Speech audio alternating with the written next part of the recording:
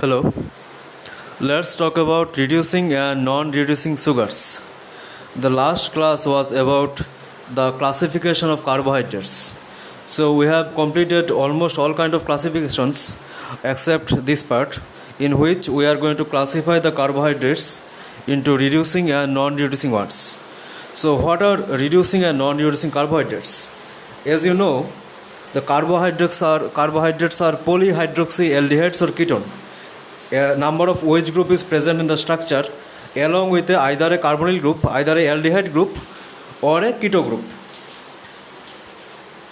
For example, if we take a polyhydroxyaldehyde such as an aldose, for example a glucose in which there is a CHO group along with other carbon chain with OH group is present, or we can take a ketose such as fructose in which there is a keto group C double bond O part.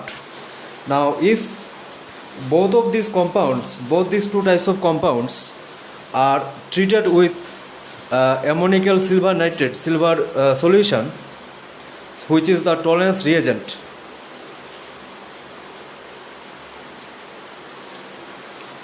now what is going to happen? Both the carbonyl compounds are going to be oxidized along with metallic silver in a form of white precipitated will form on the glass container. So such type of compound are reducing sugars because they can reduce tolerance reagent or failing solution, and by that process the self gets oxidized to acids. Now the sugars that can reduce tolerance reagent should be called reducing sugars. For example, glucose, fructose, these are the reducing sugars, and there are sugars that cannot reduce the tolerance or failings reagent. So in next class, in next part, we shall discuss what kind of sugars cannot reduce tolerance or failings reagent.